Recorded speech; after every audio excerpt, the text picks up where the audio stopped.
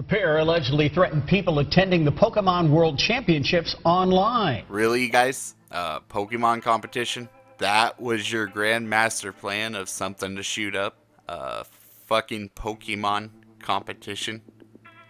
Really, you guys? The fuck? The fuck?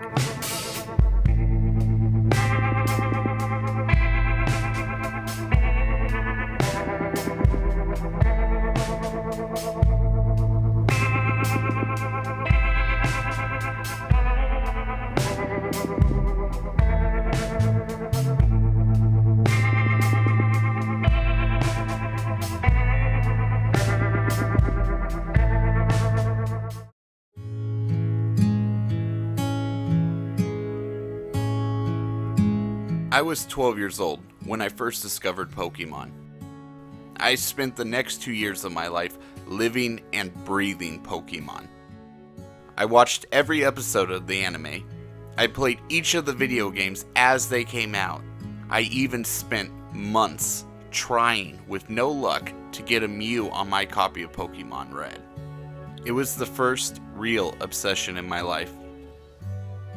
But as time went on, and as I got older, I eventually fell out of it. To this day, it still holds a special place in my heart. Boston police recovered 2 guns and several hundred rounds of ammunition from their car. KCCI's Vanessa Peng is live with more on the Iowa Connection. I first heard about the threats made against the Pokemon TCG World Championship this weekend. I actually heard about it on my local news. Apparently James Stumbo and Kevin Norton both live about 30 miles or so from me. I mean, I know people who know people who know people that might know these guys. Alright, now I know this doesn't exactly give me an inside scoop, but I do have to say, with my former love of this series, and finding out that these guys don't live that far from me, I find that this particular incident has really struck me.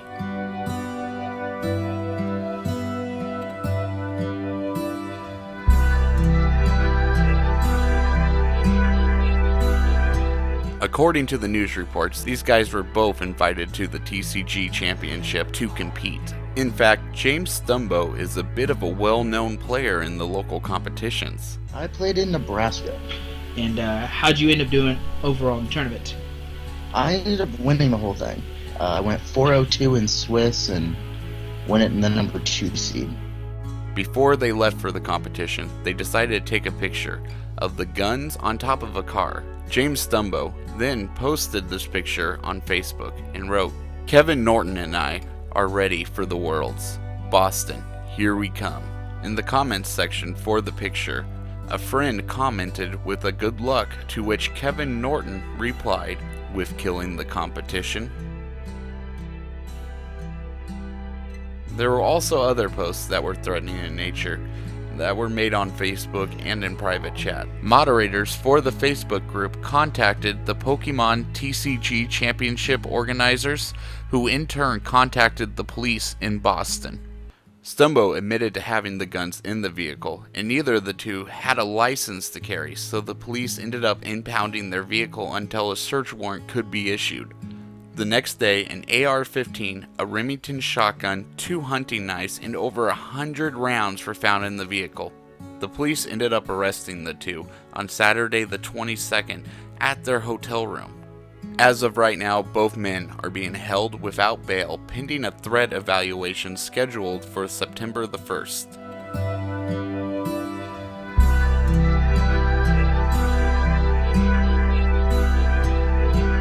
Now those are the facts in the case. It looks like an open and shut, lock 'em up and throw away the key kind of thing, but it may not actually be that simple. I was actually talking to a couple of coworkers about it the other day.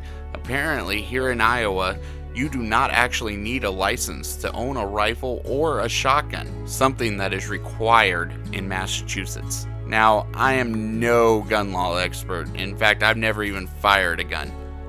Most responsible gun owners know how laws vary between states, and they do not try to move firearms across state lines without taking the proper considerations first. To quote something that my boss said during this conversation, These guys are just a couple of fucktards who ended up making just a bunch of stupid choices just to show off.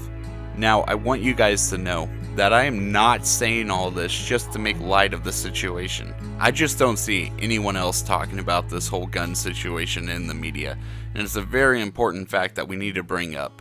In today's post-Columbine, 9/11, and the Boston Bombing Society, it is very important to take each threat like this very seriously, but it is also important that we as a society don't immediately jump straight into believing the narrative that the media tells us without even waiting for the police to make their final decision as to whether these threats were real or not.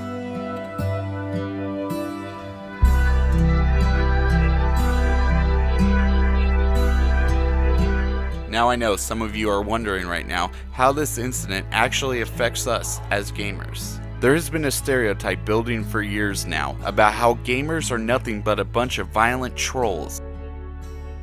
On August 15th, the SJP airplay debate on Gamergate was held in Miami, Florida. The debate ended abruptly when more than 10, that's right, fucking 10 bomb threats were made against the event. Right. Welcome to SPJ Airplay. The building was just evacuated because the policewoman said that at 2:45 a bomb was going to go off, so she thought it would be better safe than sorry.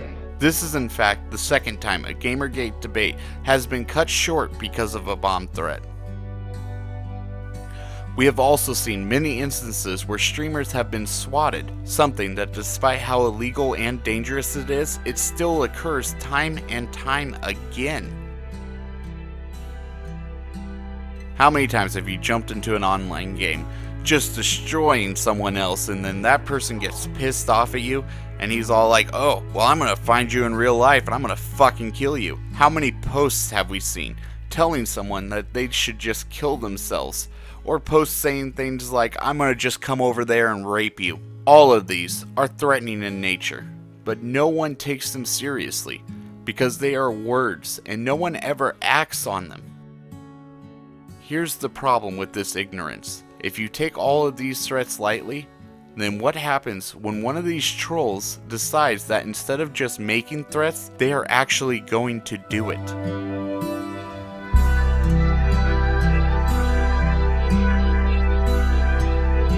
We as gamers have been under a microscope from the mainstream media.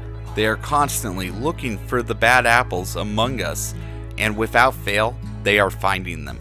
This is a problem in the gaming community, a problem that does need to be stopped. The people who make these threats or commit these pranks need to be shunned by our community. And most of all, we need to let these bad apples know that they all are nothing but a bunch of fucktards.